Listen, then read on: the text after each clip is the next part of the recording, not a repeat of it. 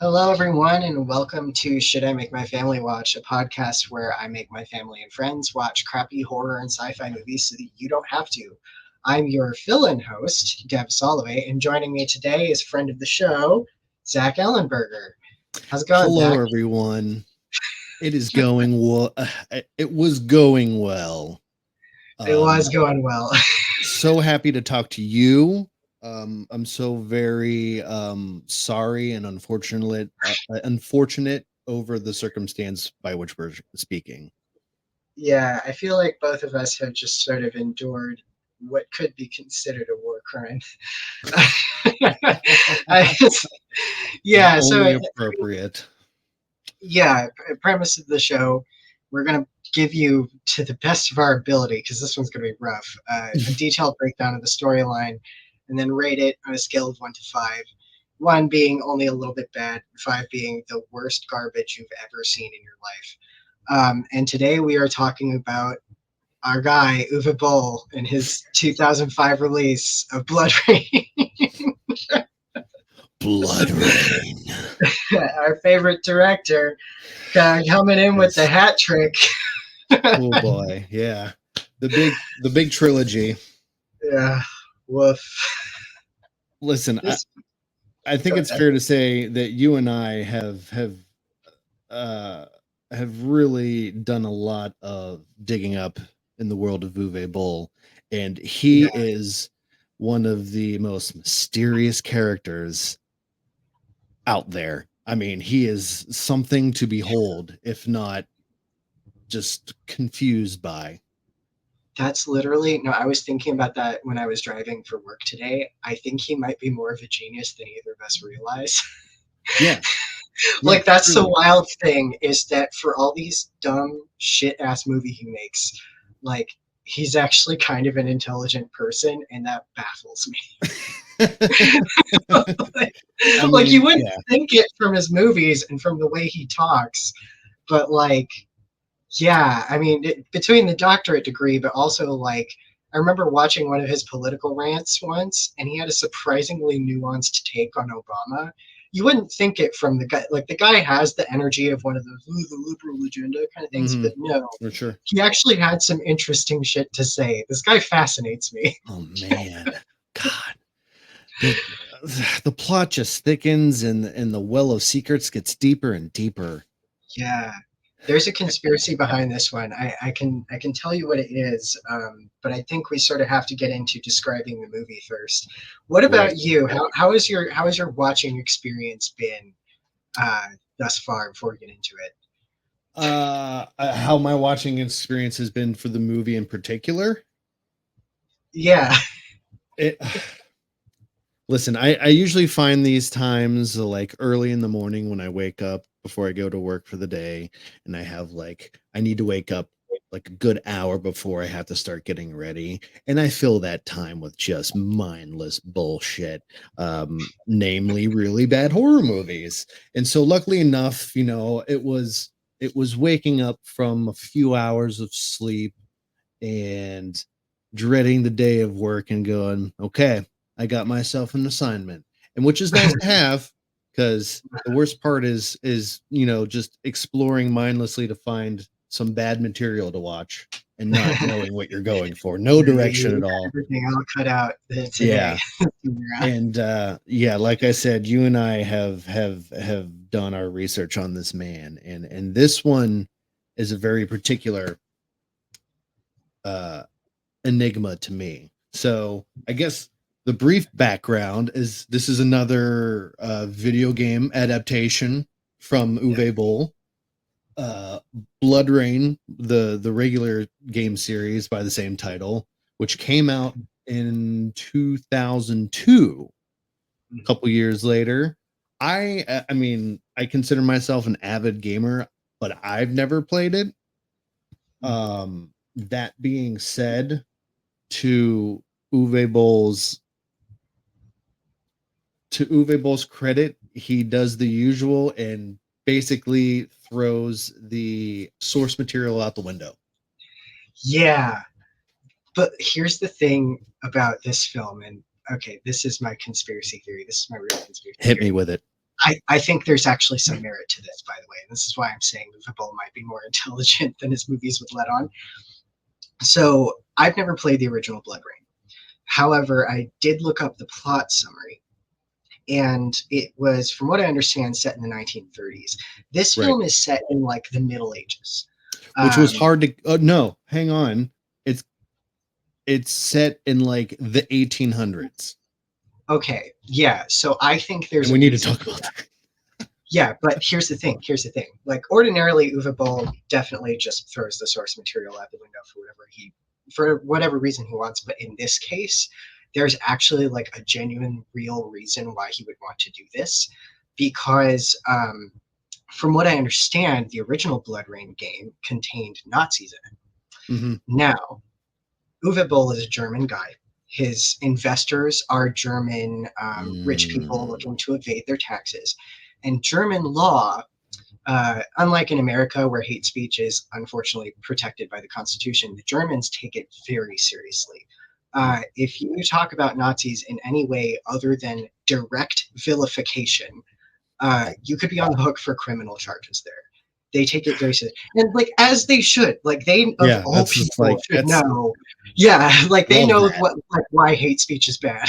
Of all people, it's chef's kiss. I mean, it's tragic that it had to come at such a great tragedy and terrible tragedy to be like, yeah, you're in trouble for saying that. Yeah, but also like nonetheless, tying it back around to this sort of conspiracy, I think the reason he jacked it back to the 1800s is because his investors are already trying to utilize a legal loophole. The last thing they need is the attention of the German government. So I think he just yeeted the Nazis altogether to do some more kind of dancing around the law.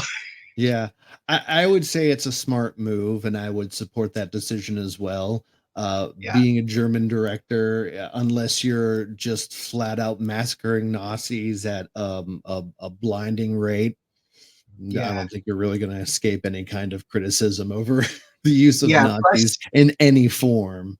Yeah, plus if they're filming in Germany, it is illegal to wear swastikas or SS uniforms or anything like that. Wow. So yeah, they probably, I mean, I imagine you can get like special permits for reenactments, or maybe they have like a clause in there or something like that. So I imagine like probably not. There's probably some sort of built-in, exceptions, but still like. Yeah. Well, I imagine that they would be doing some of those shots in like Poland or Czechoslovakia where they can get around that and still sign off their paperwork as the movie being shot in Germany to get that tax loophole. But, yeah. So that's why I think. Yeah, and there were it seemed like there were a couple of different antagonists that were also removed because the Nazis as a force were removed, and so it seemed like the dad of BloodRayne character, her name, I don't know, was like he was made the primary antagonist, and this is where I'm not sure how to explain this plot, because we talked a little bit about this, but I had no idea what was going on for the entire movie because the audio mixing was awful. The music was louder than the people talking. And then, listener, you may be saying, well, why didn't you just turn on the captions? Not a single streaming service that hosts this movie has captions for it. So I had to just suffer through mumbling and then like huge swells of orchestral music drowning people out. It was impossible to watch. I don't even know most of the characters' names except for Rain and I think Sebastian. So for the rest of them, I just came up with nicknames for him in my notes. So So obviously Rain, the main character, her father Kagan, the main villain, also pulled from the video games. So then there was, and I'm going to go down this list of actors because it's fucking ridiculous. The main actress, whose name is actually Kristana Loken, people might recognize from Terminator 3. She was the villain in Terminator 3. Michael Madsen, fucking classic, who plays Vladimir. I called him Mick Jagger in my notes. I mean, it is extraordinary having this personality in this specific role because he has such a distinct voice, and when he talks, and it's just like, this place is crawling with vampires. It's just like, it just flat delivery with the most raspy voice possible.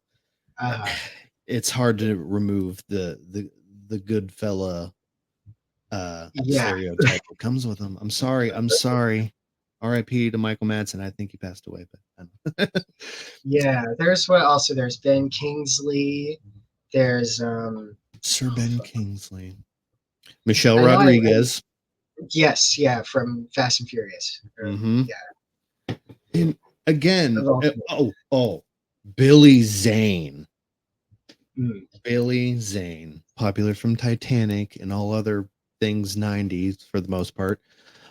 And a rarer appearance from an actor that some Eagle Eye viewers might know a little more from the smaller roles. Udo Kier was Ace Ventura. He was also in a game. Again, I'm a big gamer. This is my gamer side coming out. Red Alert 3. He played a villain in Red Alert 3. It was hilarious. Anyway, sorry. Getting back to it. It is just mind-boggling to me the amount of large, big-name actors that actually showed up in this role, in this movie, compared to some of Boll's other material.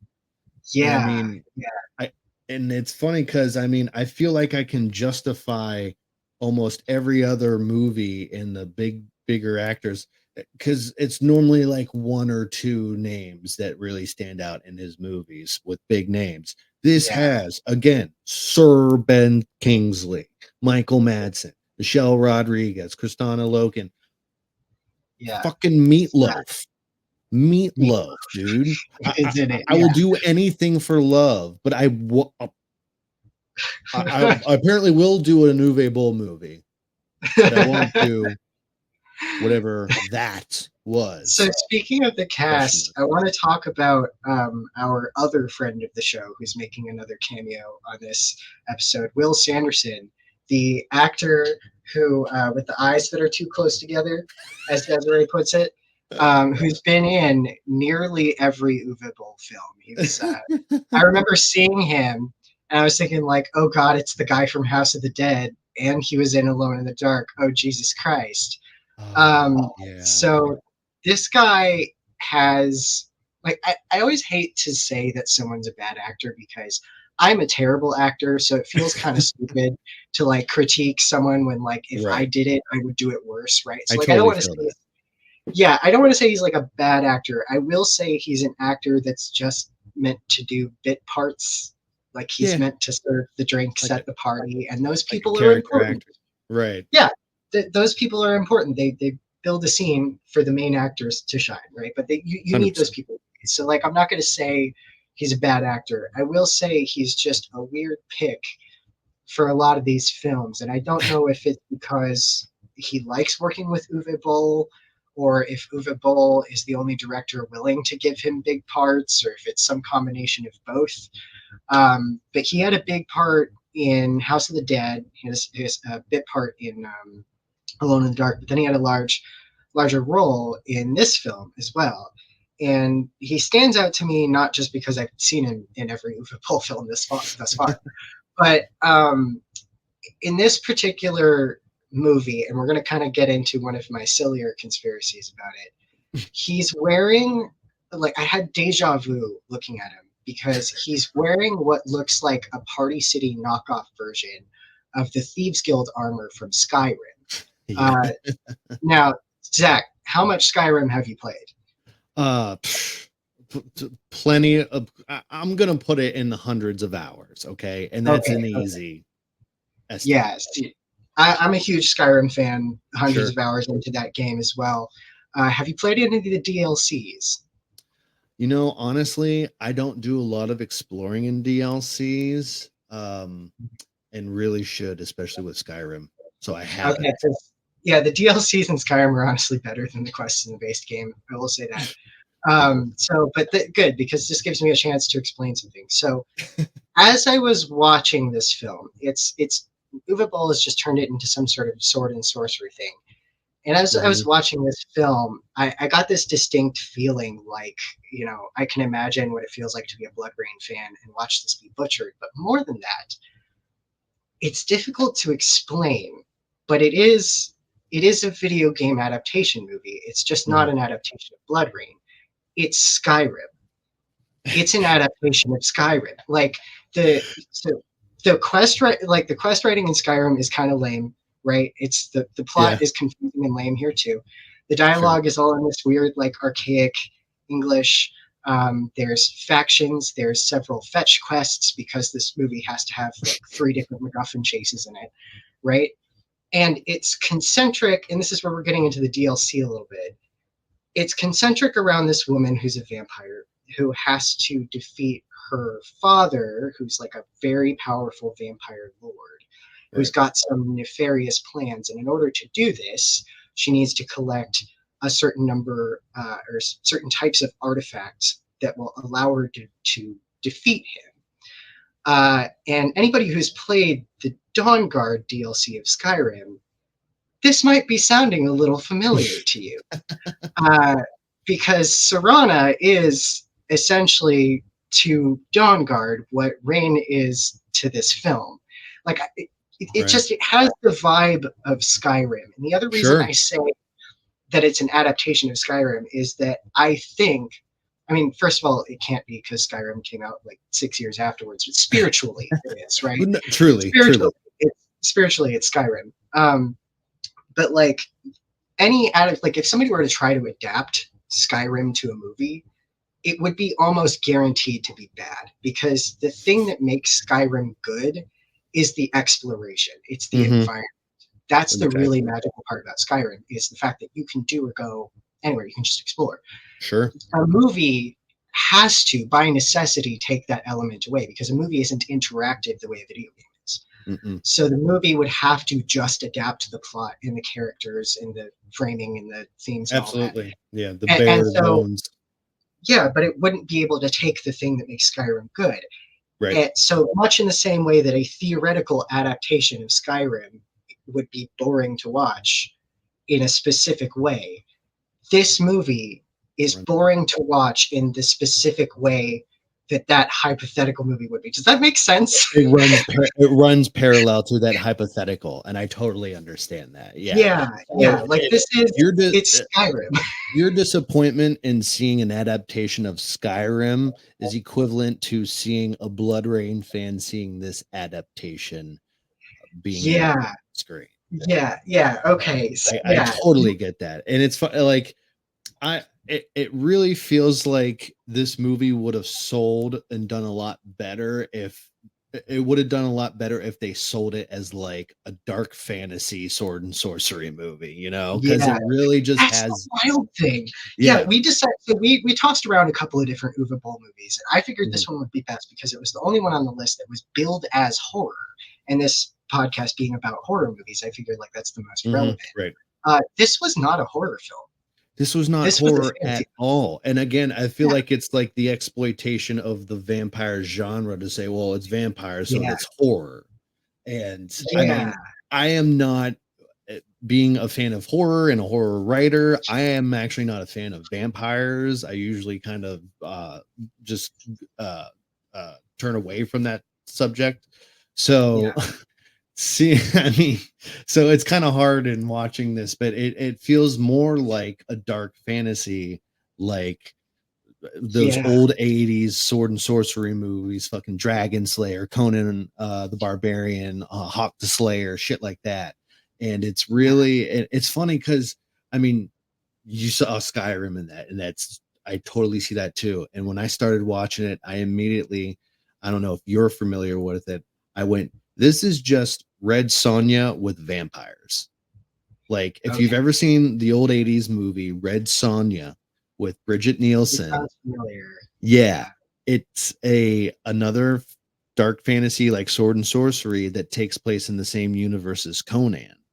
And she is a redheaded woman who is, her village gets attacked and she's raped by this I think it's like a cult or something of people, and so she Yeah. eventually goes on this venge trip to kill the guy who killed her mother and everything. And it really just like Yeah. it's pretty similar in the same path that it follows. Like she's trained and given these blades and goes off on a grand adventure and comes across Yeah. people in the path. Anyways, we're getting really all around it here. I'm sure I can hear everyone in the audience right now going, "Will you just talk about the fucking movie already and the plot?" I So mean, we should that's the probably dive problem. in. It's like, At least like a as best of a summary of it as we can. yeah, having not understood like 70% of the dialogue in this film. I Right. already have to watch things with captions anyways because I just have dog shit hearing. So Yeah, like, see, that was frustrating for me too. And it's like it's probably coming from me just getting older at this point, but it's like everything I have to watch has to have captions. And this yeah, particular, because like you mentioned, the sound was just all over the place and its mix, and even the camera quality was just really like this film like does not know what its priorities are because yeah. it prioritizes the music over the dialogue. It prioritizes. I remember texting you a picture of that one shot of Ben Kingsley where he's wearing really good, like really well made leather costume with Right. the most shit ass wig I've ever seen. And like, it's like, how'd you go so hard on that and then completely Yeah. forget about the wig? And then sometimes the camera quality is all over the place. And then the flashbacks, Jesus Christ, the Mhm. flashbacks. Oh my Okay, if god. we're gonna talk, okay, Yeah, go. if we're gonna talk about plot of this movie, I think a lot of the reason, aside from the fact that I just couldn't understand what anybody was saying, a lot of the reason this film suffers with a lot of the reason we can't describe the plot. Sorry, my dog doesn't No, like I was gonna say cycles. in continuity of Yeah, yeah, this yeah. The reason, storytelling. yeah, the reason is they do two things to kind of muddle it. One is the several MacGuffin chases. Generally, you should really only have one good MacGuffin that's relevant to the plot. Once you have multiple that you have to do, your plot is probably getting too complicated. Right. Uh, the other problem is the flashbacks. There were Mhm. so many flashbacks and flash forwards, and like, Yep. I'm sorry, but I'm gonna come down kind of hard on maybe our community here because a lot of like, indie authors are also No. guilty of this. I But agree. tell a story as it happens and start it where it starts. I don't want all these flashbacks. I don't want all these prologues because it takes away from the plot. And a film like this requires a really solid plot. Like this, I'm not against like Yeah. character driven No, stories with those plots, agree. but this specific one required a clear plot to drive it forward. And like that was the one thing it needed most, and it couldn't follow through on. Yeah, no, and I think it kind of was guilty of, like you said, not knowing what to prioritize and what thematically to go with either. Yeah, Because between that and I mean the actual set design, you had Michael Madsen's character and all the three characters of the Brimstone Society dressed like they were cyberpunk westerns, mhm. and the freaking sword that Michael Madsen had with a double pommel.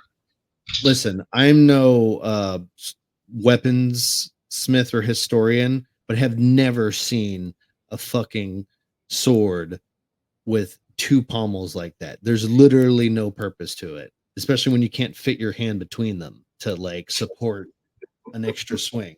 It was like I don't even know where to. It was like a fucking Kevin. It was something from a Kevin Sorbo movie.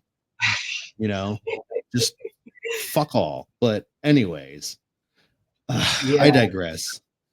yeah. Like, let me just. I kind of want to take listeners behind the scenes too, and just say like a little bit about what my notes say.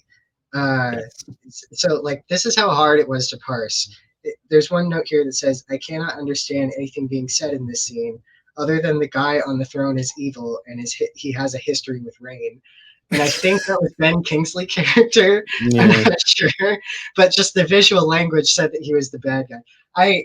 I kept, admittedly, I misheard his name as Caden, and so that's what I thought it was for the entire time until you said Kagan just now. Yeah. But I some of thought the that other too. nicknames, yeah, some of the other nicknames I had were for Madsen's character, Mick Jagger. I named Will Sanderson's character Thieves Guild Greg because Greg was his character in House of the Deep Dead. skilled Greg. Yeah, I caught on to Sebastian's name and Rain's name.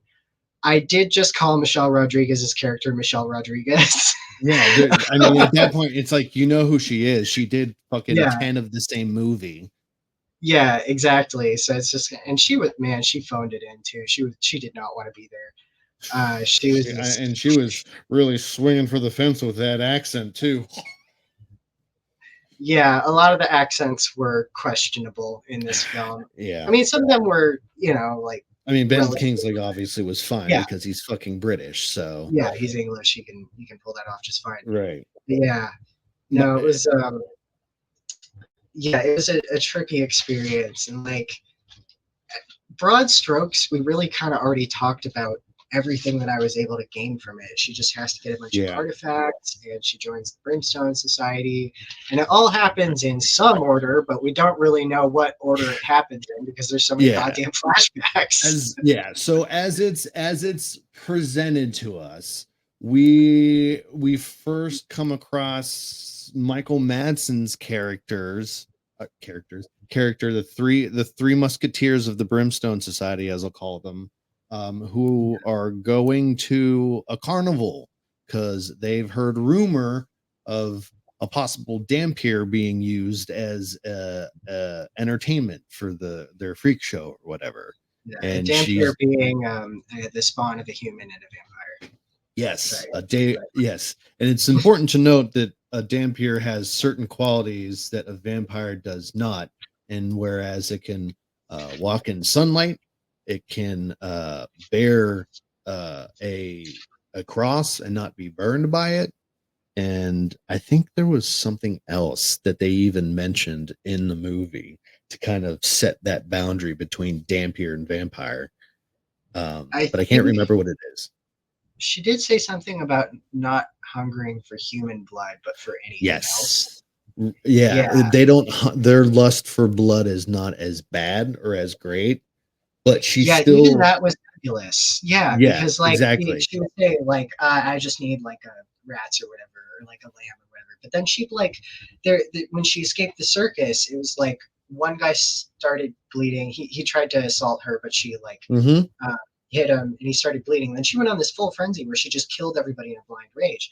But like later on, she'll like eat somebody or something, or she'll like smell somebody's blood and Yep. she'll be fine. Like she won't Yep. notice, or she won't go into her frenzy because all of a sudden she can control it now. Like what? Exactly. No, and literally before that happens too, when she goes on that frenzy, like the opening shot of when they introduce her in the carnival scene, the guy feeds her a goblet of blood for whatever reason, and so you can see that she can heal or whatever, but the water Yeah, also burns her, and it was like, what the? So yeah, that what does it specific blood? What the fuck? It was yeah. So. yeah. No, Oh. it was crazy. And then the other thing that bothered me about the part where she escapes from the circus is that, and this is where I really started to get the feeling like I know why people. I finally understand why people hated Uwe Boll so much at the time that he was making these, because I've never been much of a gamer, so like I'm just like, Sure. oh, he's just making bad adaptations or whatever. But now I understood why people were so frustrated, because she's getting out of like this frenzy and she's having these flashes of like all these people she's killed, some of whom are like people she liked, people who Mhm. she's friends with. Yeah. And I was thinking, just like, if this were in a good movie, this would be a really interesting character moment of her having to like reckon with the emotional trauma of doing something like that and remembering it all but not being able to stop yourself. Like that could have been, in a better world, a really good character moment, Yeah. and it has to Agreed. exist in this pile of garbage. And it's just, like, just the beats are just so fucking wild. I mean, again, it does a flash forward scene where they find that her friend's like on the ground the next day, like with a bite in her neck. She's like, "Oh, something happened last night," and then it jumps back to like, okay, after she went to sleep that night, some guy tries to rape her and she kills him, and that's when she gets the blood on her and goes into a frenzy and ends up outside in the woods somewhere. She starts to have these crazy flashbacks. And by the way, one of my notes was this wailing is horrendous. The wailing she's doing while that, Yeah, all that like screaming. a dying animal. You like, and that's the thing is like for a scene like that, have some wailing. It doesn't have to last for 5 minutes. Yeah. Like if your character, because like she's doing this like horrible thing and she has to watch herself do it. Like, of course she's gonna be worked up. Obviously, we don't need 5 minutes of her just Nope. moaning and suffering and screeching. Like, The guy behind the camera just going, yeah, okay, keep going. She's like, yeah. No, she was, I don't know. I mean, it didn't seem like she was too uncomfortable in the role, but that to no. me definitely, yeah, you're right. That's bad direction, is what that is. And I'll give her credit, like she's not a great actress, but she definitely like went at it with confidence and like took a swing at it, and it just didn't pan out. But again, like you said, a lot of that is just due to bad direction. So Yeah, because that's where it's like hard to draw that line too. Is like some of the people in this film who are very good actors were just not doing it, and it's either nope. they like we're only there for a paycheck, the way I got that feeling about Michelle Rodriguez, or like we're given weird direction, which I've seen traces of that in like others of Uwe Boll stuff we watched. Like I remember distinctly in Alone in the Dark. For the most part, Steven Dorff is kind of like blank faced in that movie. Dead. But there's this one part where he just has this like rage out and flips a table over and like really overdoes it. And I was just like, that was after 10 takes of Uwe Boll telling him to up his game. And he's so frustrated with the film that he why did I agree to this? But so there after that there comes a really funny transition that kind of made me laugh, and just how it pans out. So she sees a wagon of a family coming by and is attacked by vampires, and so she hops in to help them, and she ends up feasting on the vampires. Yeah, drinking blood. Kills the vampires. We finally know what happens if a vampire bites another vampire. They die. Oh, whoa. Okay. They don't get food poisoning, as it turns they don't out. get that food. was my theory, but I guess no, she was just totally fine after eating another vampire. Yeah, and again, no rage or bloodlust.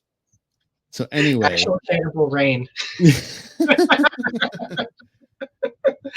So anyway, the family is naturally afraid of her because she did just sink her fucking fangs into the neck of these vampires, ironically. Yeah. And she goes, "No, I won't hurt you. I only kill vampires." And the family somehow just goes, "You need a ride?" Yeah, they just believe her. What? I know, like she just brutally murdered 2 people in front of you. Thank you for being honest with me. Let me offer you a ride to the nearest kingdom.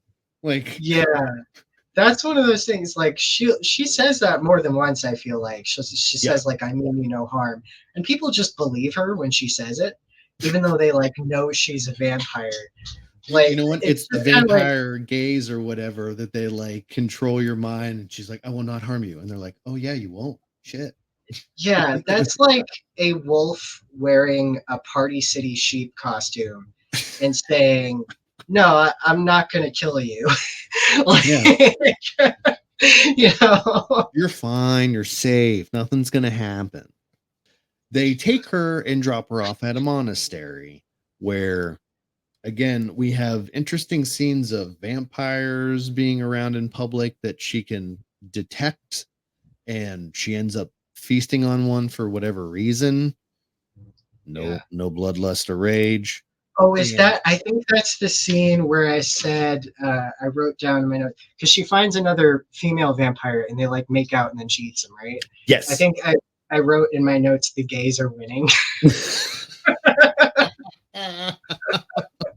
There are some and that's another that's kind of a baffling thing to me is like there are some hints at gayness in this film that are surprisingly like not derogatory the way you would expect from a mid 2000s movie. Like they're not the butt of a joke. They're just things that happen.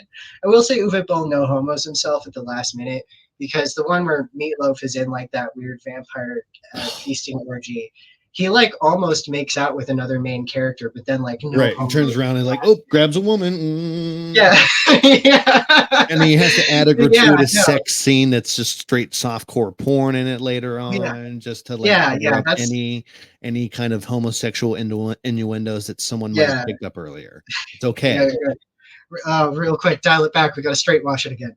But yeah, I think that is something we had mentioned, is that like, because I was expecting lots of guns and fight scenes in this, as were you. And that didn't happen for the first time in a new movie. So it's interesting how we were expecting a through line for Uwe Boll, but the only through line is horny. Pretty much. And toxic masculinity, where that branch of like it's not gay to get your dick sucked. It's only gay if you're sucking the dick. And that's like where he hovers in that toxic masculinity zone. It's like you're just not willing to accept to admit your sexuality. Right. Yeah. Like the inverse of I'm not gay, but $20 is $20. It's like Viking. Exactly gay. It. Exactly it. It's a fiscal gay. Anyways. A lot of gay undertones, and more power to it. She feasts on a vampire for whatever reason, and then she sees this lady who recognizes her as a Dhampir and somehow knows a hell of a lot about Kagan and the overall premise of the movie's story and the movie's plot. She's a real expose dump. Yeah, she does some very good telling instead of showing. Yes. As is often like the other thing about this film, and the reason I think it's so boring is because I think Uwe Boll thinks fantasy movies are supposed to be boring. Because this stuff, like you were saying, like it has all those hallmarks of like 80s fantasy movies that are not very good and are quite boring. But like I think he just thinks that's what they're supposed to be. And it's funny too that it because you mentioned like the fighting and the action overall, and how we were expecting a lot more. And I definitely had that thought too, in watching like the sword fighting scenes and stuff, because in this one particularly, it's really tight, really quick edits of this swords being swung, no clashing, the stabs already happening, and just very little fight choreography. Whereas in somewhere like fucking Alone in the Dark, you had Christian Slater doing a backflip off of his to kick a gun out of someone's hand. There we go. Jesus Christ. Yeah. Swear to God, I need a new laptop. What were we talking about? So what I was just saying is that like where we were expecting a lot of like crazy action stuff, the fighting was just horrendous. Like there was very little fight choreography. And it just seemed like it seemed like the editor had to do a lot of editing around shit. And and again, almost feeding that idea that it's his understanding that this is what fantasy movies are supposed to be like, because the fighting in those 80s movies were horrendous as well, much in the same fashion. So he probably watches that and goes, oh, okay, yeah, we're just gonna copy and paste that over here Yeah, because yeah, that's what's expected. That's fantasy. Like, I and, know. and The that's one place I would say where like it had a little bit of that flavor of like previous Uwe Boll movies was that one scene where it was like after all the training that Rain had done, there was uh, just a whole sequence of her alone in a clearing, just swinging her swords in the air. And yeah. it was like so, it took so long. And Hmm. like it was very clearly trying to make her look like super cool, but it was very stupid. And that's Yeah.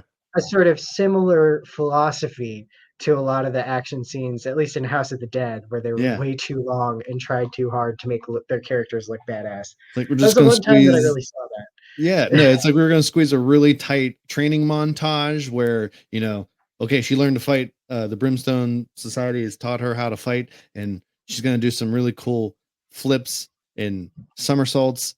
And those fucking police baton things are stupid.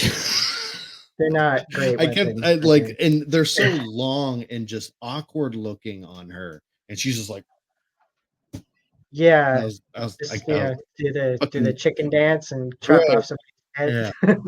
head. Anyways, God Lord, that's the thing about these kind of movies in Uwe Boll.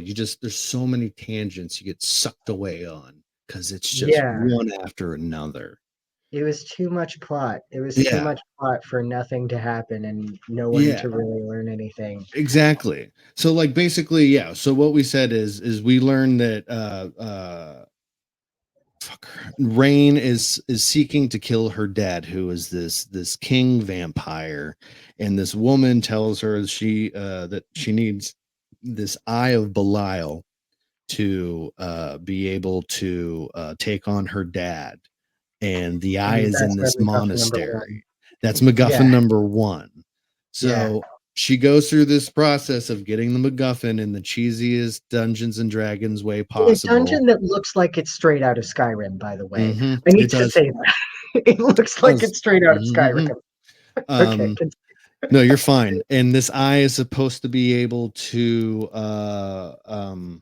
protect her from holy water because before she was not immune to it. So she gets this eye, it absorbs into her own eye. She has a really weird teal one eye, and then all of a sudden, holy water ain't a thing no more. So, so that's what that did. Okay. yeah, that's what that did. Um, anyway, she departs there and comes across a priest at the monastery who's Udo Kier. Um, and he gives her a little more of this backstory about these artifacts from Belial, their body parts. And there are three body parts, he says. The eye, which again is supposed to be able to uh, uh, help her avoid holy water or protect her from holy water. And there's supposed to be a rib that is supposed to protect her from crosses, which That's the again, third she's a one. Dampier and Yeah, crosses aren't a problem already. right. The useless MacGuffin. Anyways, Every but audience loves that. yeah. And then the third one is the heart. Apparently the heart is supposed to overcome sunlight. Again, Okay. she's a All right. Dampier. She's already out in the fucking sun. So I don't know why yeah, she needs these things to defeat the king vampire. yeah. It's All like, she's really doing is taking them to him, huh? yeah, because he needs them too. And Yeah. apparently she needs these to gain an audience with him. No, Okay, you can't just you're knock on his his door and daughter. say, let's chat or Yeah, something. you're his daughter. You can just say, "Hey, I'm your daughter, idiot." Like, Yeah. And that's yeah, and that's a part of his whole master plan too. So he wants to wipe out the human race using an right. army of vampires and humans. And Can we he's talk about that? I'm sorry, this yes, is we another can tangent. absolutely talk about that. Um, I don't know why this is such a thing in a lot of these high fantasy vampire stories, that there's always like this big, powerful vampire lord who wants to destroy humanity. I'm like, why do you want to destroy your one food source? That's the only thing you can eat. Like, okay, I enjoy fantasy. I also have a lot Yes. of problems with certain aspects of the genre, and this film had like every single faux pas that I could possibly think Mhm. of. But more than that, like it's also a little harder to break my suspension of disbelief with fantasy because it's magic and it's shit that doesn't exist. And so you can make up any explanation you want for stuff. And I'm Yeah. not going to be like, that's scientifically inaccurate. I can't get into this anymore. But that's one of those things.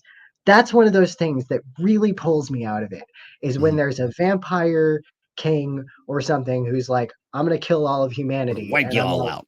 and then yourself. Like, what? Like, Yeah, it's okay, yeah. I mean, it's that's my funny rant. because like on the flip side of it, sci-fi sometimes has that same problem too. And it's just like Yeah. if you take a cheap approach to feel like good fantasy is only going to be good fantasy is if like you respect those story choices and plot choices that you make so Yeah. that it fucking, follows the same path. And the same with like sci-fi. It's like, if you're gonna throw something out there, like you're gonna have to explain it a bit. But anyways, that's neither here nor there. Um, so she gets the lowdown on these three artifacts, which by the way, one of them never comes into play at all. There's Yeah. no part in the movie where she goes about getting the rib. So he must have forgot Yeah. about that in post and was like, fuck it, no one will notice. Yeah, as he does with a lot of things.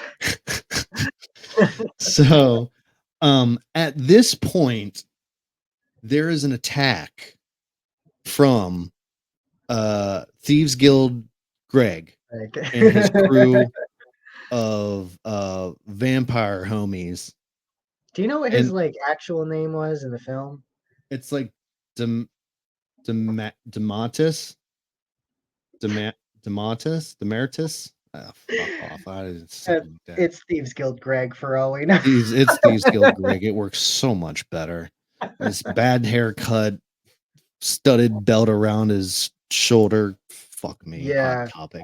Oh god, and his hairstyle too was fucking wild. Did you catch the like weird little That's shaved what I'm saying. head he That had in it the back? like, Yeah. dude, He he had to like, like he had like it on the sides and then a patch on the top. And then on the back of this patch, which didn't go all the way down to his neck, he had like an X shaved into it. It was like the weirdest. he's like, give me the Mr. T with I know, and he some had a chin English strap on it. too. He had a chin strap. Yeah. Uh, so weird. Fucking hell, yeah. And so he shows up with his vampire squad Right, and yeah. they kidnap her and they take her to Meatloaf in his little orgy dungeon of vampires, his vampire orgy dungeon. Right, yeah. For what reason I'm not sure.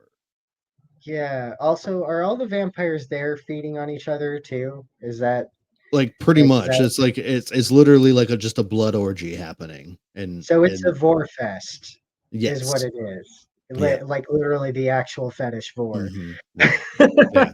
It's Uh, also important to note too that Billy Zane's character has been introduced, and we find out that he was part of the Brimstone Society and is Michelle Rodriguez's father, and is plotting against. Is actually in cahoots with Ben Kingsley's Vampire King, and trying to, but he wants to get rid of him and take power for himself again, where shit gets a little bit too complicated. yeah, Subplot yeah. under subplot of like, oh, well, and so he's employing his daughter to sabotage Vladimir and the other crew. Right, okay. So that's happening in the background. Um, she ends up just, oh, Vladimir and all them come and save her from Meatloaf and the vampire orgy. Yeah, but then they put her in a cage, right? Yeah, which is weird because like Michelle Rodriguez's character Katerin is still real skeptical and like prejudice of her, and the other Right. guys are just like, well, we want to recruit you for our army, but we can't trust you yet. And so they Yeah. put her through training and stuff. And while Okay, like, is it just me, or is Michelle Rodriguez like the most understandable person in this particular scenario? Because, like, yeah, I wouldn't trust Rain either.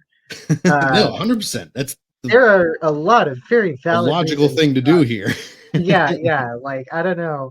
I think, much like many of Uwe Boll's characters, the two other guys just saw titties and were completely, I don't know, sabotaged.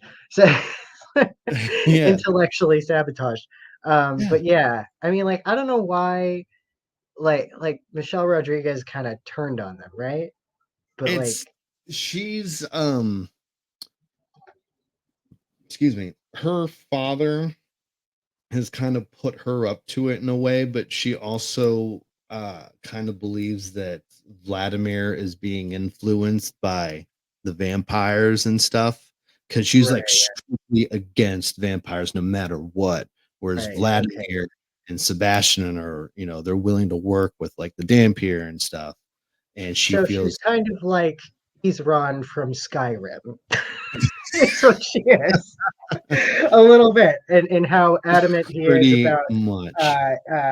killing vampires. He, of course, being the leader of the Dawn Guard, a Mhm. organization that hunts vampires, much like the Brimstone Society. You see what I mean?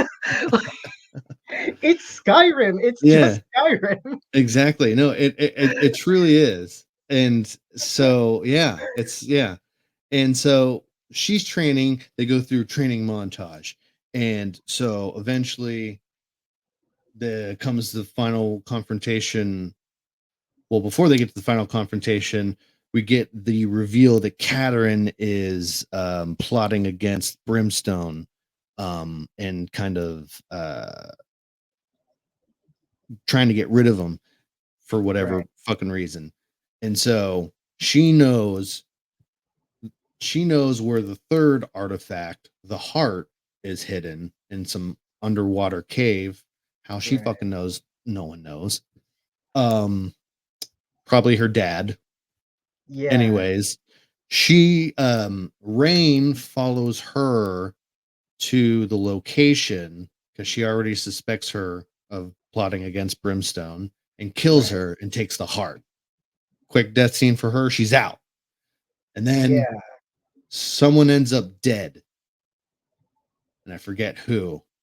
I think Someone it was. related to Brimstone. Yeah, she killed Michelle Rodriguez Right. She in kills that Michelle Rodriguez. fight. Uh, They get the I heart, think and someone turns up at a dock wounded and dies. And she gets like right, kidnapped again, or she finally goes and confronts Kagan. and then gets taken to another jail cell, and then the Three Musketeers go after her, or no, excuse me, the Two Musketeers now go after her, and they get jailed too. She, I Yes. think she escapes before they do, or she gets taken away. Because he And wants they to take the eye out of her, and he's going to perform that ceremony right, and has her on a table. right, and she's all bound up Yep. because I guess BDSM is another fetish that's going to make its appearance in this. Exactly, man. We already had a softcore porn scene between her and the little boy blue Sebastian, We where already it's had just a Vorgy. yeah, a vorgy. It's gratuitous, but do whatever you want. Yeah, this one there was a part in this that pissed me off because so she's on that table and Mick Jagger and Sebastian are just roll with the nicknames. Mick Jagger and Sebastian, they want to rescue her and they pull some stunt where they like lure a guard over and then Sebastian jumps off from the ceiling and like knocks them off. Their escape method is so simple that they could have done it at any time. I guess they just waited until now when it's they got to make the plot. They got to raise the stakes. Oh, Uh, and the way they go about it is so priceless because it's uh, something like, there's something wrong with my companion, or my companion seems to have yeah, disappeared, yeah. It was like and the guy's just that like, huh? my. Yeah, it was. Mick Jagger goes, I think Sebastian escaped. And the guards are like, "What?" And he looks in the cage, You and just then hitting him. Sebastian comes down and kicks him, and then I think they just take the keys off him or something. I can't even Yeah, the remember. door's left open because he went inside the cell to check where the guy was, Yeah. and As they just far as walk like, out and grab their stuff that's sitting right there in the corner. because it's right there, visible It's for right everyone. there. Exactly. They're just like, we just got to get to our stuff right there. There is such a thing as like jailbreaks that are so stupid, in movies, but you can still like pull them off. I think Pirates of the Caribbean has done that really well, and the whole thing about leverage where he uses the bench Yeah. to just break the bars. That's a very stupid and silly way to break out of jail, but it's Mhm. memorable, and it Right. And makes it sense also, within yeah, the universe. Whereas this is just you could have done this at any time. there was no need. Yeah, exactly. I don't know. And then there's a bunch of sword fighting, and Bunch of then sword Ben fighting. They Kingsley gets come to killed. save the day again. Uh-huh. I did And like the scene, and again, this is getting into like me finally realizing why gamers hated Uwe Boll so much. That everybody's dead except for Rain at the very end. mhm, And she's just kind of like covered in blood, and she's kind of like shaken and not making any sounds. And she walks up to the front of the room and she sits in the throne. And the last shot is of her. It's kind of zooming in with her sitting on the throne. And I just remember thinking, man, I wish this movie fucking meant something. That scene in a movie that because that meant could have done something, so much more. it would have been so much more powerful, because if Yeah. this were like a movie with a very strong character with a strong plot that sort of guides the character development, like this would have been an ending that was like that could have meant something, that would have sat with me for weeks. And Yeah. instead it was a fucking Uwe Boll movie. Oh my god, that's great. No, I had the same feeling as well because it is literally one of the only shots within the entire movie, if not his entire career, where he puts a little bit of thought into it and Yeah, effort, where it's like, you know, everyone around her is dead. She's finally killed her father and she's ascending his throne. And I was watching it thinking to myself, kind of like, well, this seems very impactful and effective right now, but it doesn't mean anything. Like, what's her sitting no, on this throne doing? Like, is she like taking hit control of whatever he had control of? Does she have yeah, is she gonna kill the human race now? What is this? What is this? Why are we like putting I so was much emphasis on it? He put a lot of emphasis on it, both in the camera shots and just the angles, and then yeah, it was Well, I weird. feel like in in a movie where this was good and meant something, you wouldn't even need to really like explain what happens afterwards, because you could be setting up some kind of corruption arc for her where it's like she starts out as this person who she's not bad, but she has these motives that are pretty selfish. She wants revenge and not really anything else. Gray, and she's got a And chip so on her shoulder. yeah, you could have this corruption arc where by the end of it she's become the very thing she swore to kill. And so her ascending to the throne is like a metaphor for that, Mhm. but that didn't happen in this film. Not with the So the tone it result gave. is that it doesn't mean anything. Right, because it has very, like, dramatic, uplifting music going with that, whereas, like, you take a subtle change to that soundtrack and make it darker and more minor, would have taken on a whole new meaning of, like, "Oh, okay, she's now, like, embodying, like, all the evil that her father was and is taking control of his empire," and like you said, Yeah, an arc of corruption to follow, but yeah. none of No, that. it's just I don't know. It And was instead, we got not 1, but 2 fucking sequels out of it. oh yeah, because they did make some sequels and a parody movie, which is another conversation we had. So I wanna tell listeners about this, Yes. because again we were tossing around a lot of different Uwe Boll movies we could potentially cover, and one of the ones that came up is called Blubberella. Now, at first I was interested in this film. Your eyes were caught by the title, as were mine. And I was looking at Uwe Boll's Wikipedia page to see, because I did want to find a film that he wrote, directed, and produced. Right.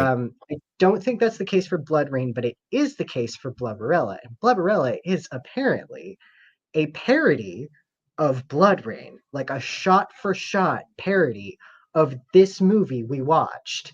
But the protagonist is like a chubby gal, and Mhm. so it seems like the joke is just, haha, she's fat.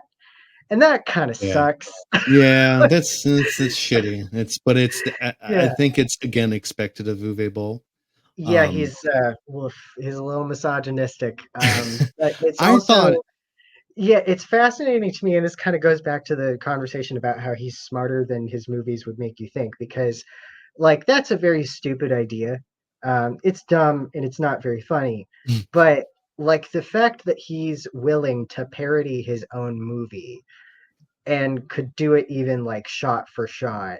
right, Like, I mean, I haven't seen it, so I don't want to like praise him for it or anything. right, But that's usually not a level of self-awareness that most narcissistic people have. Um, rarely. yeah, yeah, that fascinates me. No, it truly is. There is something about Uwe Boll that, like I said, is truly fascinating and to some degree admirable. Like I wish I had his apathy to criticism for his work. Like I wish I Yeah, had the confidence to just release something and be like, yeah, we're good. It's fine. I don't need he, to yeah, look at it his again. his attitude towards criticism is especially compelling to me because he's like a version of J.K. Rowling if she were a shitpost instead when it comes to criticism. Like he, as we've discussed, has challenged his critics to boxing matches and kicked the shit out of all of them, by the way. Trained for Yeah, this for like months, really took it seriously. They thought it was just a publicity stunt. You know, like I remember when Germany finally closed that loophole and he was having trouble getting funding for one of his films. His video in which he announced his retirement was just a minute and a half. He goes, go fuck yourselves. I'm fine. I'm rich. I have enough money to play golf until I'm dead. That's a Oh, real thing he said.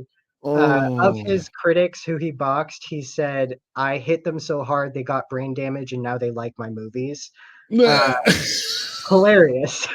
Like, this guy Again, says some really fully fast. aware of his own just of his own material and its Yeah. lack of just But he's convinced he's the greatest filmmaker ever made. So nothing he makes, and this is like the one strength that like every narcissistic person has, is that like nothing they make can ever be cringe because in Mhm, their mind they can never be cringe, right? Like it's everybody absolutely. else who's the problem.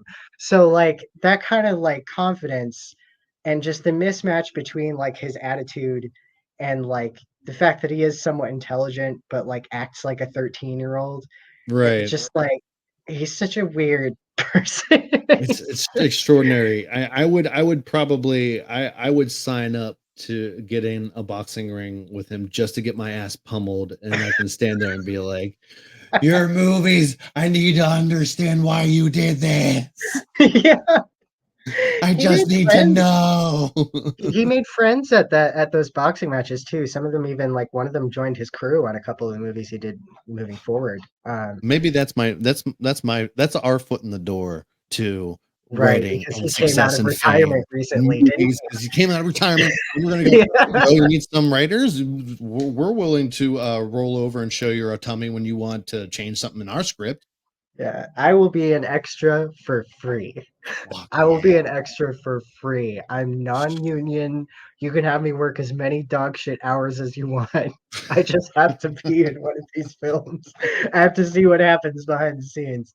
Yeah, I Because that's gotta the other know. thing too, is like he's a really unpleasant person.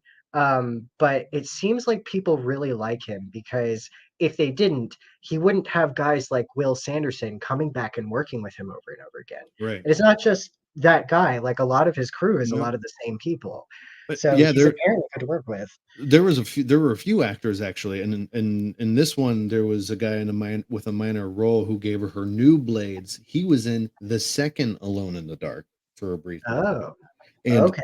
I've Okay. noticed that in some of the other movies he's done, he's utilized an actor Zach Ward a lot in some of his movies. Again, did a lot of B movies. Scott Farkas from A Christmas Story, that's Zach Ward. But yeah, always somehow. gets the same people back. So he's doing something right. Or maybe they just enjoy watching this man exist. Or maybe they just love money enough to keep fucking working with the guy.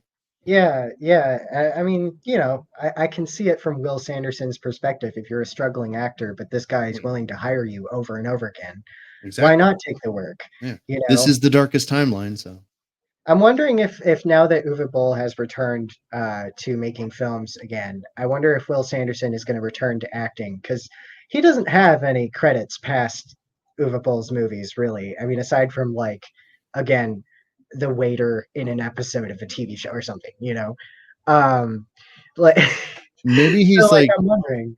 yeah, maybe he's like James Gunn's brother, Sean Gunn, who just shows up as an extra in all of his movies, or like Clint Howard to Ron Howard. And he's just like, hey, Yeah, dude, I need you to fill a role in a movie for me. Hey, no problem. I'll be right there. And just shows up and is just, what do you need me to do, guys? Okay, I it need you to go echoes up on that hill and just throw yourself off. Okay. the yeah, kind of echoes the hiring, the casting process in Right. Asylum Studios.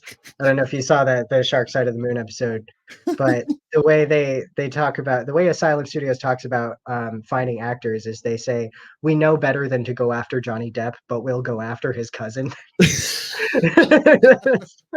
You gotta love the brutal honesty because you rarely see it.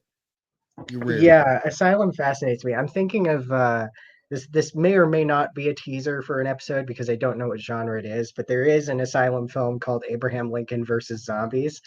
Oh yeah, Have you I seen it? I possibly, or no, I know of it, but I haven't seen that one. I've seen Abraham Lincoln Vampire Hunter, Okay, all right. I hear which that was the one's more actually good popular though. one.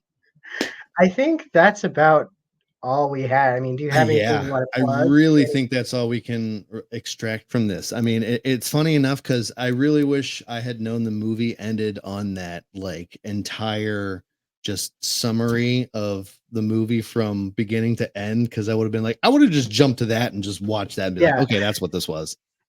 Because I found that so weird. Like you had this really big, impactful scene of her sitting on her father's throne and then fades yeah, to black and then does this montage of just the big points of the movie. And it's just like, yeah. The movie we just watched. is this revealing something? Like, is there a twist you're about to drop? Or is this what's happening here? Okay, you're just Yeah, reflecting on everything you've done. Okay, that's pretty, I guess. this is my Oh biggest fuck. issue with like high fantasy and why for a long time I struggled to accept the fact that I'm a fantasy author because so much high fantasy does a lot of exposition dumps. And while I will always go to bat for J.R.R. Tolkien, the man was a genius. Hmm. Um, the amount of expo dumps in Lord of the Rings, I think, set a precedent that should not have been set. The guy was a fantastic world builder. Yeah, Here's the thing about Lord of the Rings is when it's good, it's really good. It's so good. exactly. But when it's boring, it's really boring. Yeah. And especially that those Lord of the Rings films, they started off with an expo dump. I refused to watch the Lord of the Rings films for a long time solely because the expo dump at the beginning pissed me off. I'm like, Same. really, for whatever reason, they irritate me more than like most people, even though most people don't like I them. Like, understand that. I avoided watching Avatar: The Last Airbender for a long time because the intro for every episode is an expo dump. And even when I did watch it, which by the way, I love it, it's a great Yeah. show. I would always skip the intro. It's like it annoys me so much.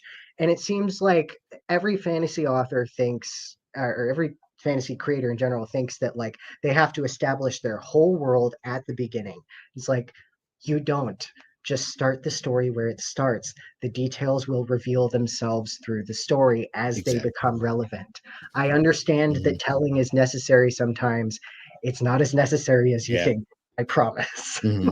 I know for one, I am guilty of doing that kind of stuff of Oh, I've been guilty expose occasionally. dumping Everybody like has. right off Yeah, the bat, and it's just like you can really just let this like work its yeah, way in itself.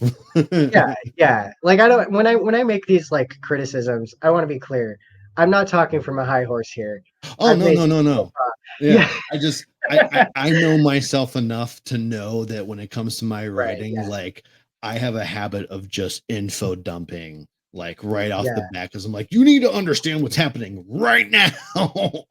Yeah. You I'll need do to be like I've done it. immersed. I've done it occasionally too. I like if I'm doing a short story from a character's perspective, I'll have this tendency to like give a one paragraph summary of who they are instead of just jumping Right. into the story. So like it's a common pitfall, but I feel like fantasy does it more often than everything else because they think the world matters more than the story. And it's all because J.R. Tolkien was a fantastic world builder. But the fact remains that what makes Lord of the Rings good isn't just that, right? It's also Mhm. the characters, the things that they Exactly. go through. You know, Mhm. if we're talking about MacGuffin chases, Lord of the Rings has one of the most memorable MacGuffins of all time, the One For Ring, right? sure. And Yeah. that represents like darkness in your heart or corruption in Mhm. humanity and things like that. And so yeah, again, you should really only have one good memorable MacGuffin for that reason too, because once you have more than one, like if there were Exactly. two One Rings, Lord of the Rings would be too complicated. It'd fall apart. It'd fall Yeah, apart. yeah, I don't yeah. know. You have the one good one that drives the plot, and so long as the plot is clear, you can pull off a high fantasy story like this, which is supposed to be plot driven. Yeah, exactly. You It's had one job, Uwe Boll. You had one job. one fucking job, man. One. I think we've been recording for an hour and 15 minutes. I think if we continue any longer, we're just going to sort of spiral. We're gonna Uh, pull a second episode out of this if we keep going. So yeah, I know. We're already kind of like trauma dumping about this movie at this point. I think it's time to we like, need to release these folks from our yeah. trauma dumps. I will say, just like moving forward, though, this is something you can probably expect from me as a fill-in host because I can't tell a story without going on tangents. It's physically impossible for me. So Surely not. it's just gonna be like, let's just ADHD brain. That's how it No, goes. you know what? You leave it up to your guests to just you know what? Why don't you outline everything that happened of the movie? Because then that way you can tell them, making sure they watched it. All right. Well, let me just pull up the outro that Desiree normally does because I Oh boy. forgot it. Oh um, boy. yeah. So, and also as well, we would like to thank Unveiling Nightmares for hosting us on their channel. Please like, subscribe, leave a comment. Also, if you've seen this movie, what your thoughts are on it. If you have another movie that you think we should cover, uh, go for it. Which of us you think could beat Uwe Boll in a boxing match? Comment below. I don't want to win. I'd rather get beaten. Yeah, so we'd love to hear your thoughts either on these movies or on the episodes that we've been doing. Some feedback about the switch in hosts would be great too, because I don't know, I'd like to hear that. But yeah, we'll take your recommendations. You can find us on our socials. There will be links to that in the doobly doo. I'll have my link tree in there. Zach, do you have any projects you're working on that you want to plug? Socials, anything like that? All of my stuff can be found at my link tree, Zach.Ellenberger, website, all my socials, working on a bunch of short stories. I have a episode of the creepy podcast coming out with one of my short stories called Deify. When that will be out is still to be determined. I'm also waiting on a return on my story Blood Vengeance on Audible. But Right, yeah, I was going to lots of ask cool about things that. in the Yeah. works. Yeah, they the cover got rejected for Oh, apparently just nudity, which there was none from what I recall, but I don't know what happened with that. I guess they got to get a new one and huh. resubmit. So, you know, Weird. wonderful, wonderful indie publishing. God forbid people have bodies. God forbid skin showing. Yeah. Oh no, cities. Moral Exactly. panic, everybody. Um, but yeah, so again, you can also message us on socials on Instagram at SIMMFW podcast. Is there anything you have read or watched recently that's good? Anything that's not bad?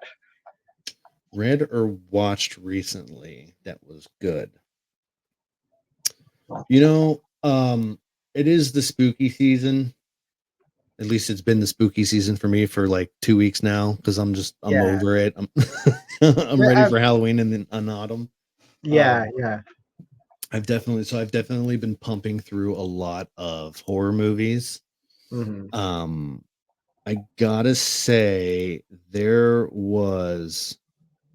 recently rewatched The Void. I don't know if you've ever seen that. I believe I mentioned that to you before, but it's a really great like body horror, Lovecraftian cosmic horror.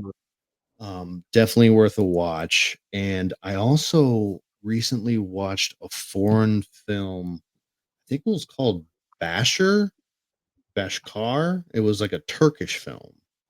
And it Mm. was a real violent kind of like almost Event Horizon, but not like sci-fi. It was Mm. really good. Um, that was also on Prime, I think. That was the latest couple things I've seen lately. It was really good. Nice. Sounds good.